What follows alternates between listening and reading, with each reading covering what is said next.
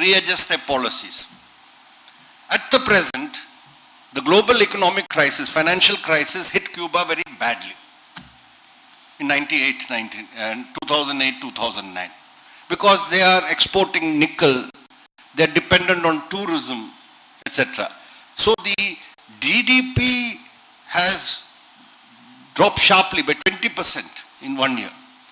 They're not even able to now maintain all the welfare measures and public services that they maintained for all these years. It was a very serious crisis. In that situation, they're making some adjustments. And the other aspect, which may not be liked by many in Kerala, there are certain aspects of socialism in Cuba which is not strictly in conformity with socialism. As Raul Castro said, we are implementing to each according to his ability, to each according to his need, not to each according to his work. So even if you don't work in Cuba today, you'll get your minimum wage, you'll get free rations, you'll get this, you'll get that. They're changing that because they say we can't afford it. You have now it's going to be on to each according to his work also. So there are changes coming, but they should be understood in the overall context.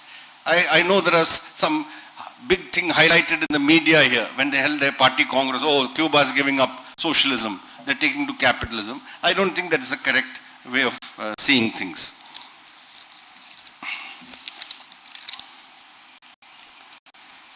There is a question about women's issue and feminism. I'm not going into the full question, but I was the paper presented on behalf of me. I think Meera Velaidan's paper was presented, if I'm not mistaken, because she's not here. And the person who presented it, she said that EMS had said long ago about the three aspects: women as women, women as workers, and women as housewives or homemakers. Later on, he amended it. In the 1980-81 period, he made the formulation: women as women, women as workers, and women as citizens. What that meant was that there are issues of women as women. The gender issue is there. There is women as worker means women and class. Which class she comes from? What is the nature of class exploitation? And the third as citizen is broadened what was earlier, because women as part of society and women as citizens, the equal rights, etc., and participation in the political and social activities, etc. This, I think, provides a good framework for us to look at the whole issue. There, yes, just like postmodernism or identity politics has taken up gender, and because of the focus they gave, yes, gender issues were taken up more prominently and addressed. At the same time, I think there is a case for the relevance of a Marxist understanding of feminism and a Marxist feminism, also as some people call it, socialist feminism. We recognize that also today. But then let that contend. There are different, in every area, feminism, whether it's environmental issues, whether it is a question of social oppression, etc. Marxism has to come up with its positions, which contends with some of the positions adopted by other philosophical and ideological trends.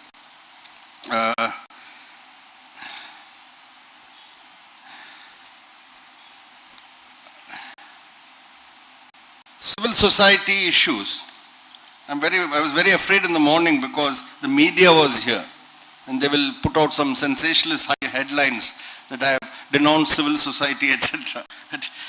There is some questions. Based on local and civil society views, how do you approach the issues raised by the NBA for the austerities of the Narmada Dam project? And there's another question. People's movement can also take lead in society and direct the government to take decision appropriate issues. KSSP, eco-friendly groups, environmentalists, etc. These are all civil society groups in the right direction, etc. So, and lastly, similarly in the civil society movement against corruption led by Anna Hazare, we should take a positive approach and make it a common movement. I did not You see, when we are talking in terms of theoretical understanding, I made some comments about how civil society is conceived of by different people. I did not outright denounce or condemn all civil society groups and activists, but I said behind this civil society promotion there are some of these agendas. You must keep that in mind. It's not an undifferentiated sort of mass of people. There are civil society groups and civil society groups, you see. As I said, RSS also has civil society groups. RSS is also NGOs. This should not be forgotten. So it's a generic term which can be used by anyone. So here in the context of many of the issues come up, there are many issues which are raised by civil society groups or certain social movements or certain NGOs which are, yes, correct, relevant, and the positions they may take are correct. I'm not arguing about that. I'm talking about this whole theoretical construct, this whole outlook that this is the way to conduct politics. All these political parties and other things are irrelevant. That is the argument I was countering. The other thing about the corruption issue, Anna Hazare's fast was on one single issue, which is Lokpal bill. Now, yes, we also support that demand made, which is there should be an effective Lokpal legislation. But for us, corruption fighting is not only about Lokpal. That is one instrument. Of course, our criticism of the bill which they have made is to make the Lokpal into some super authority with super powers which will ride roughshod over everybody and they can solve the problem of corruption. It's a very simplistic sort of approach. And in our parliamentary democratic system and with the type of state structure we have, all that they've asked for the Lokpal is not only not correct, it's also can prove to be detrimental in the future. What we have to say about corruption is wider than that. But unfortunately, the last 3 months, we were preoccupied with the elections, particularly in the two states of Kerala and West Bengal. But even in these elections, what did it show? I can tell you, as far as Tamil Nadu and Kerala is concerned, corruption was an issue in these elections, in this election campaign. People have reacted to corruption. How else do you explain this tidal wave in Tamil Nadu against the DMK? After all, one of the major corruption issues involved DMK in the central government, the 2G spectrum scam. Here also corruption was an issue in Kerala because of the record of some governments or ministers, etc., etc. And it was a big issue at the central level also. After all, we were also mobilizing people on a platform on how to fight corruption also. You see. And that issue we have now decided, now that the elections are over, the left parties are meeting next week because we feel only the left parties have the credibility to take this issue in a big way. Many of the other parties cannot claim that. We're going to take it up in a big way in the coming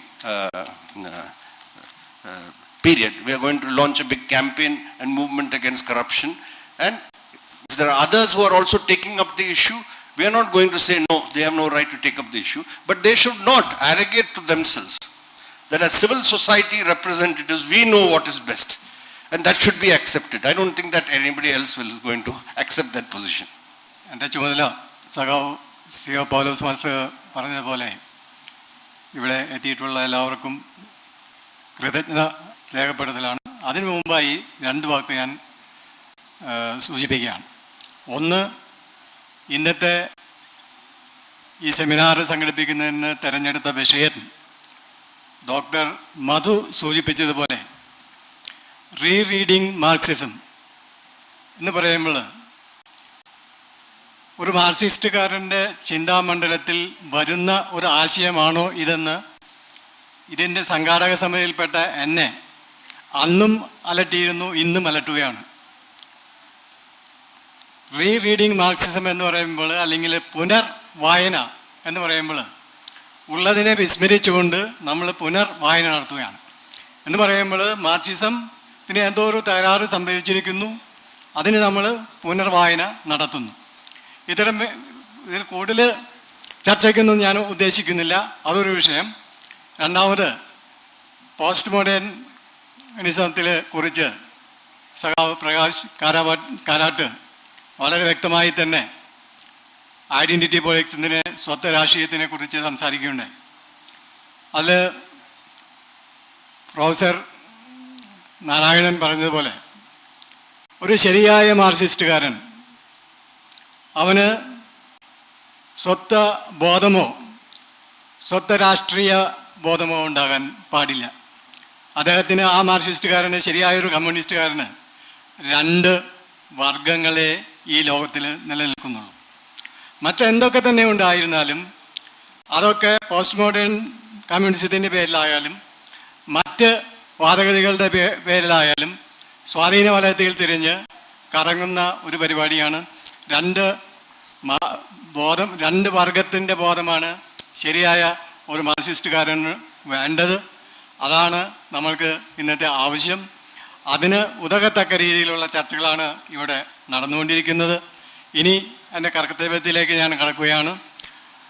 ഈ ചർച്ചയിൽ ഇത് മുഖ്യ പ്രഭാഷണം നടത്തിയ communist party of ഇന്ത്യയുടെ Marxist general secretary സഖാവ് പ്രകാശ് കാരാട്ടിനാണ് ഞാൻ ആദ്യമായിട്ട് ഈ സംഘാടക സമിതിയുടെ പേരിൽ നന്ദി പ്രകാശിപ്പിക്കുന്നത്. അതുപോലെ തന്നെ ഇതിൻ്റെ അധ്യക്ഷത വഹിക്കുന്ന സഖാവ് C.A. പൗലോസ് മാസ്റ്റർക്ക് എൻ്റെ കൃതമായ നിങ്ങളുടെ പേരിലും ഉള്ള കൃതജ്ഞത പ്രകാശിച്ചുകൊള്ളുന്നു. ഇന്നിവിടെ ഈ സെഷനിൽ പങ്കെടുത്ത മറ്റ് പ്രമുഖ ബുദ്ധിജീവികളായ ഡോക്ടർ മധു, അതുപോലെ തന്നെ കാലിക്കറ്റ് യൂണിവേഴ്സിറ്റിയിലെ പ്രൊഫസറായ ഡോക്ടർ M.R. നാരായണൻ, അജാസ് അഹമ്മദിൻ്റെ പ്രബന്ധം അവതരിപ്പിച്ച M.M. നാരായണൻ, മറ്റ് മീര വേലായുധൻ്റെ പകരത്തിനായി പ്രബന്ധം അവതരിപ്പിച്ച T.K. ആനന്ദി എന്നിവർക്കെല്ലാം തന്നെ, അതുപോലെ തന്നെ വേദിയിൽ സന്നിഹിതരായി ഈ സമരത്തിൽ വിജയിപ്പിച്ച നമ്മുടെ എല്ലാം പ്രിയ സഖാവ് P.R. രാജൻ, സഖാവ് T. ജയറാമൻ എന്നിവർക്കെല്ലാം തന്നെ നന്ദി പ്രകാശിപ്പിച്ചുകൊള്ളുന്നു. അതുപോലെ തന്നെ ഇന്നത്തെ സെഷനിൽ പങ്കെടുത്ത എല്ലാവർക്കും ഒരിക്കൽ കൂടി നന്ദി പ്രകാശിപ്പിച്ചുകൊണ്ട് തന്നെ വാക്കുകൾ ഉപസംഹരിക്കുന്നു. ഒരു അറിയിപ്പുണ്ട്. ഇതിന് ശേഷം ഭക്ഷണം ഇവിടെ തന്നെ ഏർപ്പെടുത്തിയിട്ടുണ്ട്. കൃത്യം 2:30 തന്നെ ഭക്ഷണത്തിന് ശേഷം അടുത്ത സെഷൻ തുടങ്ങുന്നതായി.